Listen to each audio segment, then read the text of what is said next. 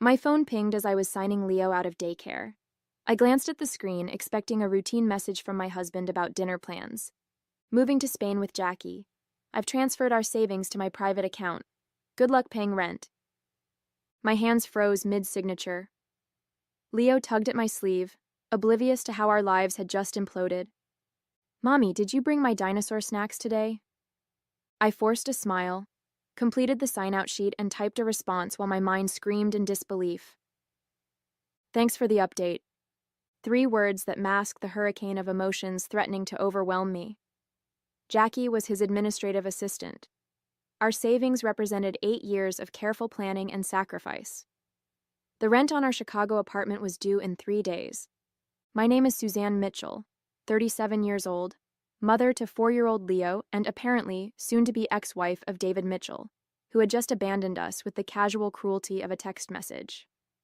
What I wanted was painfully simple: stability for my son, the dignity of financial security, and the chance to build a life not constantly undermined by David's impulsive decisions. Standing in my way was the immediate crisis of survival: how to keep a roof over our heads when our savings account had been pillaged. "Where's Daddy?" Leo asked as we walked to the car, his small hand trusting in mine. "Is he making spaghetti tonight?" "Daddy's on a trip," I answered, the first of what would likely be many carefully constructed half-truths. "We'll have pizza instead." At home, I tucked Leo in front of his favorite cartoon while I called the bank. The polite representative confirmed my worst fears. David had indeed transferred the entire balance, $42,731, from our joint savings to an account under his name only. Since both our names were on the joint account, there was nothing they could do. It wasn't technically theft in the eyes of the banking system. I opened our checking account online, hoping David had overlooked our day-to-day funds. The balance read $347.12. Our rent was $2,200. As the reality of our situation sank in, my phone lit up with a call from David's mother, Beatrice. "Suzanne, what have you done?" she demanded without preamble. "David says you're refusing to let him see Leo." I struggled to process her words. "What? David just told me he's moving to Spain. He's cleaned out our accounts."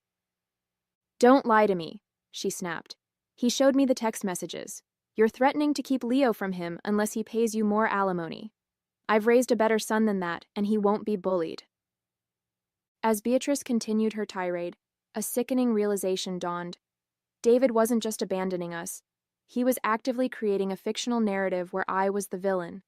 And based on the conviction in his mother's voice, she believed every word. This wasn't just about survival anymore. It was about truth, justice, and my son's future. David and I met 9 years ago at a publishing conference in New York. I was an ambitious editor at Horizon Books, while he was working in marketing for a rival publisher. He pursued me with the same charismatic intensity that initially made him successful in his career: handwritten notes, thoughtful gifts, ambitious date plans. Within 6 months, we were married in a small ceremony overlooking Lake Michigan. The first years were good ones. We moved to Chicago for my promotion to senior editor, and David easily found a marketing position at a local firm. We bought a modest condo, traveled occasionally, and planned for our future. When Leo was born 4 years ago, we agreed I would take a step back from work to focus on motherhood while David's career supported us. I transitioned to freelance editing, working from home around Leo's schedule. The shift in our financial dynamic coincided with subtle changes in David's behavior. Small expenses would appear on our credit card without explanation. He began working later, citing the need to make up for your reduced income. His mother, who had always viewed me as somehow beneath her son, became more involved in our lives, often undermining my parenting decisions when she visited. "Leo needs a firmer hand," she would say, while David remained silent. "Suzanne is too soft with him." 2 years ago, we sold our condo and moved to a rental apartment, after David convinced me we could use the equity to invest in his friend's startup. The investment failed within 8 months, but David's explanations about market volatility seemed plausible enough. When I suggested returning to full-time work, he insisted it wasn't necessary and that Leo needed me at home. "Trust me," he would say. "I've got everything under control." I did trust him, though doubts occasionally surfaced. Like when I discovered receipts for dinners on nights he claimed to be working late, or when he became defensive about his phone, keeping it face down and taking calls in another room. Each time, his explanations seemed just reasonable enough to quiet my suspicions. 3 months ago, David announced he'd been offered a promotion that would require occasional international travel. The increased income would help rebuild our savings, he explained. Around the same time, he mentioned Jackie, a new administrative assistant who was amazingly efficient at organizing his schedule. Last week, I found a Barcelona travel guide hidden in his desk drawer. When I asked about it, he laughed it off. The team might open a European office someday. Just doing some preliminary research. I accepted his explanation, ignoring the slight tremor in his voice and the way his eyes didn't quite meet mine. That travel guide should have been my wake-up call. Instead, it became just another warning sign I chose not to see clearly until it was too late. The day after David's devastating text, I dropped Leo at daycare and headed to David's office, determined to confront him in person. Surely he wouldn't simply vanish without properly dissolving our marriage or making arrangements for Leo. The David I married wasn't cruel. Impulsive sometimes, but not heartless. The receptionist's expression shifted from professional welcome to discomfort when I asked for David. "I'm sorry, Mrs. Mitchell, but David no longer works here. He resigned last week." "Last week?" My voice sounded distant even to my own ears. "That's impossible. He was here Monday." She fidgeted with a pen. "I'm really not supposed to discuss personnel matters, but he submitted his resignation 2 weeks ago. Yesterday was his last day." 2 weeks. While I was planning meals and managing Leo's preschool applications, David had been orchestrating his escape. The receptionist avoided eye contact as I thanked her and walked numbly toward the elevator. In the parking garage, I called David's closest friend, Trevor. "Hey, Suzanne," he answered cautiously. "How are you holding up?" "You knew," I said, realization dawning. "You knew he was planning to leave." Trevor's hesitation confirmed it before he spoke. He made me promise not to say anything, said he needed a clean break. A clean break from his child? My voice rose despite my efforts to remain calm. From 8 years of marriage? "Look, I'm sorry. I told him it was wrong, but Jackie makes him happy.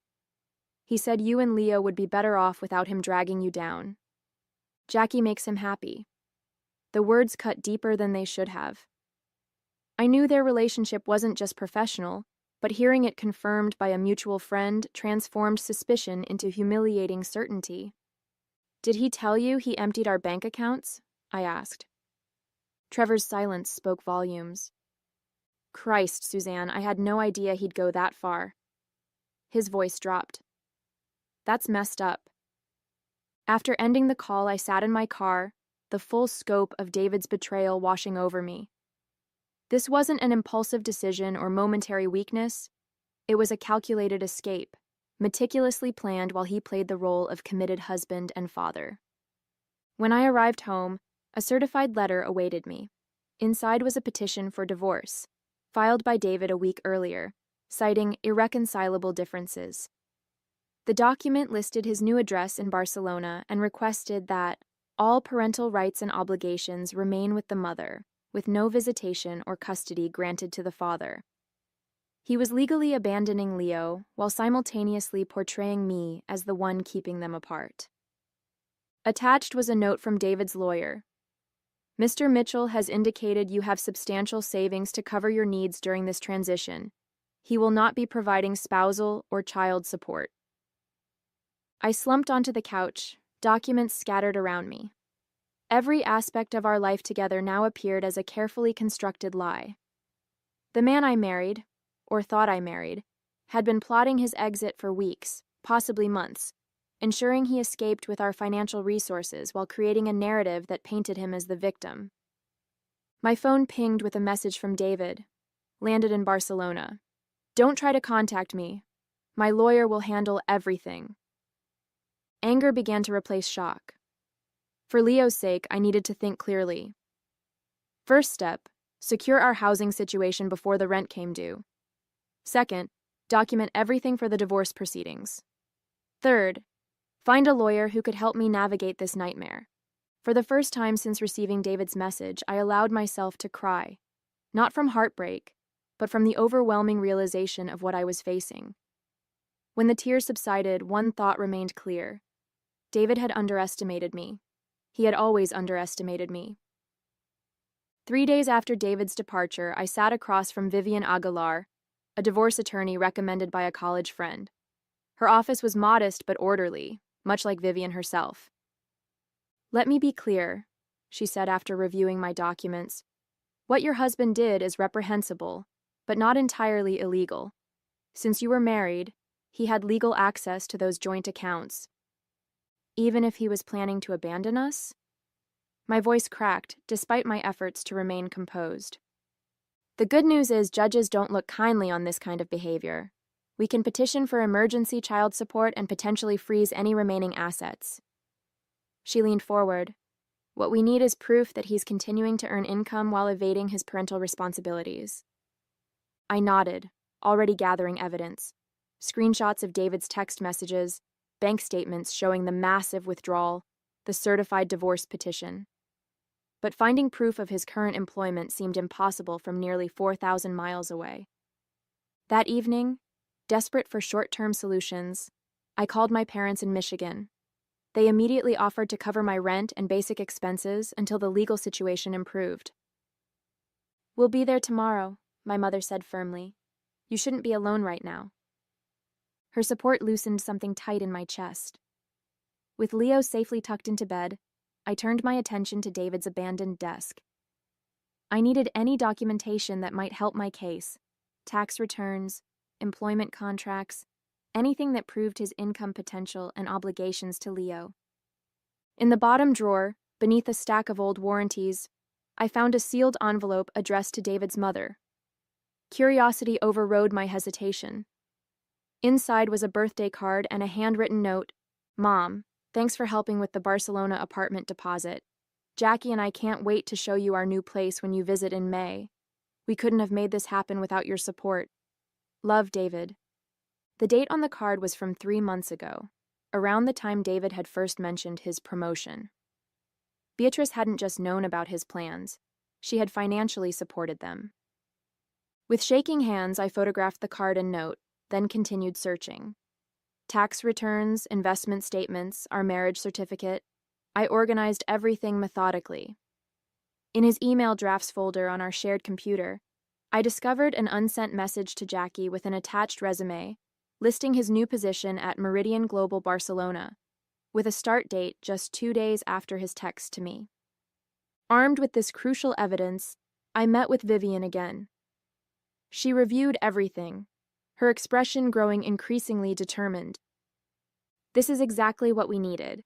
We can file for emergency orders today: child support, freezing of marital assets, and potentially even an order for him to return to the jurisdiction." Hope flickered for the first time since David's text. What happens next? First, we file the emergency motions. Then, we depose Beatrice about her involvement.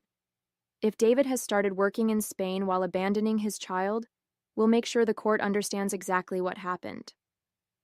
The following day, buoyed by this progress, I received a message from David's lawyer: an offer of $5,000 in full settlement of all claims. "They're testing your desperation," Vivian advised when I forwarded it to her. "Don't engage." That night, I received a direct message from David. "Take the settlement, Suzanne. You won't get more, and fighting will just drain what little I've offered. Be reasonable for once." His condescension ignited a quiet fury. I didn't respond, but I saved the message as evidence of his attitude toward his responsibilities. 2 days later, we secured an emergency hearing date. That same afternoon, I received an unexpected call from Jackie's ex-roommate, Bethany, who had discovered my contact information in Jackie's abandoned belongings. I thought you should know what they were planning, Bethany said, her voice hesitant. Jackie's been talking about this for months, how they were going to start fresh in Spain without any baggage. She even bragged about how David was setting aside money where you couldn't touch it. My momentary optimism crumbled as Bethany continued, describing conversations she'd overheard between Jackie and David about creating offshore accounts and establishing residency in Spain specifically to complicate legal proceedings. They have a whole plan to make fighting them so expensive and difficult that you'll eventually give up, Bethany concluded. I'm sorry. I just thought you deserved to know what you're up against. The morning of our emergency hearing, I woke to another text from David. I hear you're dragging Mom into this. Bad move, Suzanne. Drop this now, or I'll make sure you regret it. His threat strengthened my resolve. In the courthouse, Vivian and I waited outside the assigned courtroom, reviewing our presentation one final time. The doors opened and David's lawyer emerged, a polished man in an expensive suit who exuded confidence. Mrs. Mitchell, he nodded curtly. Mr. Hoffman, representing David Mitchell. Before I could respond, an unexpected figure appeared behind him. Beatrice, immaculately dressed and wearing the same disapproving expression she'd directed at me for years. You should be ashamed, she hissed, ignoring Vivian's warning hand on my arm. Trying to extort my son when you're the one who drove him away. Mrs. Mitchell, Vivian interjected smoothly. Since you're here, I should inform you that we'll be calling you as a witness regarding your financial support of your son's abandonment of his family. Beatrice's face paled slightly, but she maintained her composure. I have no idea what you're talking about. The hearing proceeded with clinical efficiency. The judge listened to both arguments, reviewed our evidence of David's withdrawal of funds and new employment, and granted our emergency motions. David would be required to provide immediate child support and return a portion of the marital assets while the case proceeded. It felt like a significant victory, but Beatrice's unexpected appearance troubled me. Why had she flown to Chicago for a routine emergency hearing? That question was answered the next day when I received a call from an unknown international number. Is this Suzanne Mitchell? A woman's accented voice inquired. Yes, who's calling? My name is Lucia Vega, HR Director at Meridian Global Barcelona.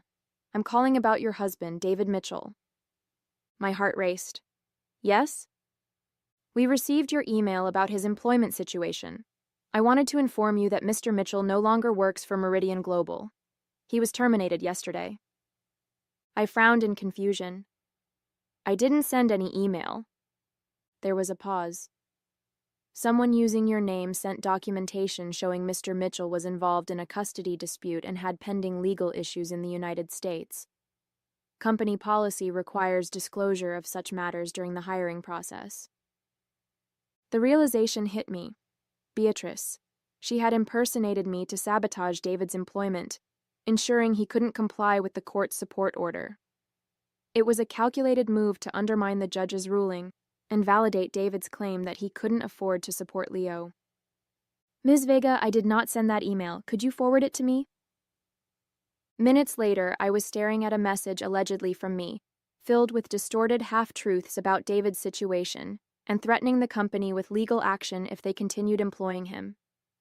The email included copies of our personal documents, some of which I'd only recently gathered from my attorney. My apartment had been untouched, which meant only one person could have accessed those documents, Beatrice, during her visit to support me after David left. I immediately called Vivian, who validated my suspicions. This is identity fraud and interference with a court order. We need to document everything and file additional motions. While we were developing this new strategy, my phone rang again. David, calling directly for the first time since his departure. You vindictive bitch, he snarled without preamble. You got me fired? After everything I offered you? It wasn't me, David. It was your mother. His momentary silence confirmed he recognized the possibility. That's absurd. Why would she do that? To make you look unable to pay support, to undermine the court order, to turn you further against me. You're lying, he said, but uncertainty had crept into his voice. Mom would never... Check your emails. Look at the documents that were sent. Those were in my apartment until your mother visited last week. The line went silent for several seconds. I'll call you back, he finally said. 10 minutes later, my phone pinged with an email from David containing a bombshell, a series of text messages between him and Beatrice revealing a disturbing truth. This wasn't just about David leaving, it was about eliminating me from the picture entirely. Once you're established in Spain, Beatrice had written 3 months earlier, we can work on getting full custody of Leo. With Suzanne's history of depression after his birth, we can make a case that she's unstable. My postpartum depression, which I'd fought through with therapy and David's apparent support, had been weaponized against me all along. The revelation of Beatrice and David's long-term plot to gain custody of Leo transformed the battlefield. This wasn't merely about financial survival anymore. It was about protecting my son from people who viewed him as a possession to be claimed rather than a child to be nurtured. Vivian immediately filed additional motions documenting Beatrice's identity fraud and the conspiracy to manipulate custody arrangements. We also reported the identity theft to the police, creating an official record of Beatrice's illegal actions. We've strengthened our position considerably, Vivian assured me. But David still has the advantage of physical distance and most of your marital assets. I knew we needed something more. Undeniable evidence that would convince a judge to freeze all of David's assets and potentially compel his return to the United States. The text messages proved conspiracy, but not the location of our missing savings. In a moment of inspiration, I contacted Trevor again. I need your help, I said without preamble. For Leo's sake. Trevor's guilt over his silent complicity in David's plans made him receptive. What do you need? Information.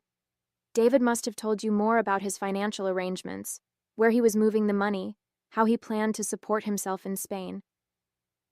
There was a long pause. He mentioned an account in the Cayman Islands, said his mom helped him set it up years ago for tax purposes. I didn't think much of it at the time. Did he mention the bank name? Any details at all? First Caribbean International, I think. Look, Suzanne, I'm sorry I didn't say anything sooner. I never thought he'd leave Leo completely. This new information gave us a starting point, but we needed details. Account numbers, transfer records, anything that would concretely tie David to hidden assets. I remembered that David had always used variations of the same password for his accounts, generally involving Leo's birth date and our anniversary. With trembling fingers, I tried accessing his cloud storage using the most likely combination. To my shock, it worked. Inside were folders meticulously organizing his escape, screenshots of transfer confirmations, correspondence with Beatrice about the offshore account, even a document titled Custody Strategy, outlining their plan to paint me as an unstable mother once Leo was brought to Spain. I immediately forwarded everything to Vivian, who called back within the hour, her voice tense with controlled excitement. This is exactly what we needed. I'm filing for emergency orders freezing the Cayman account and requesting international enforcement. 2 days later, we received our first major victory. The judge granted our motion to freeze David's offshore account pending further investigation. David's lawyer immediately filed a counter-motion accusing me of illegal hacking, which momentarily threatened our progress. Then came the unexpected complication. Jackie called me directly. Suzanne, we need to talk, she said, her voice lacking its usual confidence. David's falling apart here. That's not my concern anymore. Please, she insisted. He's talking about flying back to Chicago to fix things with you directly. I'm worried about what he might do. A chill ran through me. David had never been physically violent, but his current desperation made him unpredictable. Why are you telling me this, Jackie? Because this isn't what I signed up for. He promised a fresh start, not a man obsessing over his ex-wife and hiding money from me too. Her words caught me off guard. He's hiding money from you? He has another account I just found out about. After the judge froze the Cayman account, He told me we'd be fine because he has backup funds his mother doesn't even know about. This was potentially crucial information, but I sensed Jackie wasn't sharing out of pure altruism. "What do you want, Jackie?" "Protection," she said simply. "When David finds out I've talked to you, he'll turn on me too. I need assurance that I won't face legal consequences for my role in this. I can't promise anything without consulting my attorney." "Then figure it out quickly," she replied, "because David booked a flight to Chicago for tomorrow. And Suzanne? He seemed different when he told me. Scary different." After consulting with Vivian, we crafted a proposal: immunity for Jackie in exchange for complete documentation of all accounts and a sworn statement about David and Beatrice's conspiracy. Jackie agreed immediately, sending bank statements showing a second account in Liechtenstein containing the bulk of our marital assets, over $200,000. With this final piece of evidence, we secured an emergency restraining order just hours before David's scheduled arrival in Chicago. When his plane landed, airport security would be waiting. David's return to Chicago unfolded exactly as we had planned. Airport security detained him upon landing, serving him with both the restraining order and court summons for an emergency hearing the following morning. His phone call to me from the airport security office vibrated with barely controlled rage. "What the hell is this, Suzanne?" "I came back to work things out." "With a one-way ticket and no hotel reservation?" I countered, Jackie's intelligence having proved accurate. "The court hearing is at 9 tomorrow. I suggest you find a lawyer." In the courtroom, David appeared disheveled and defensive, clearly unprepared for the mountain of evidence we presented: the offshore accounts, the identity fraud, the custody conspiracy, and most damning, Jackie's sworn statement detailing how he had planned the abandonment for months while systematically hiding marital assets. The judge's expression grew increasingly severe as Vivian methodically built our case. When she presented the custody strategy document outlining their plans to use my postpartum depression against me, David visibly wilted. "Your Honor," Vivian concluded, "we request immediate return of all marital assets, full custody of the minor child to my client, supervised visitation only for the father, and a forensic accounting of all funds hidden by Mr. Mitchell and his mother."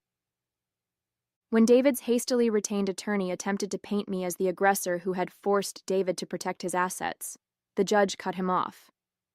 "Counsel, I've reviewed the evidence. Your client systematically defrauded his wife, abandoned his child, and conspired to manipulate this court. Save your creative interpretations." The judge's ruling was comprehensive. All identified accounts were frozen and placed under court supervision. David's passport was confiscated pending resolution of the financial issues. Temporary full custody was granted to me, and a referral was made to the district attorney's office to investigate potential criminal charges against both David and Beatrice for identity fraud and conspiracy.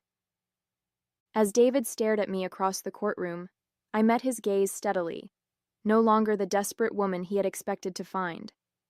In his eyes, I saw the dawning realization that his carefully constructed escape had become his prison. In the months following the court's ruling, the full consequences of David's actions unfolded with a certain poetic justice. The forensic accounting uncovered not just our marital assets, but additional funds Beatrice had hidden for tax purposes. Both faced civil penalties. Beatrice was also charged with identity fraud for impersonating me to Meridian Global. David's attempts to rebuild his life in Chicago floundered. His industry reputation was tarnished by the public court records detailing his abandonment and financial dishonesty. Jackie returned to Spain alone, her immunity agreement having served its purpose for both of us. The divorce finalized with terms heavily favoring me and Leo. Full custody with David granted only supervised visitation, which he rarely exercised. Complete restoration of our marital assets plus legal fees, and substantial child support indexed to David's future earnings to prevent him from deliberately remaining underemployed. Most satisfying was watching Beatrice's carefully constructed social facade crumble when her country club friends discovered she had committed identity fraud to sabotage her own son's employment.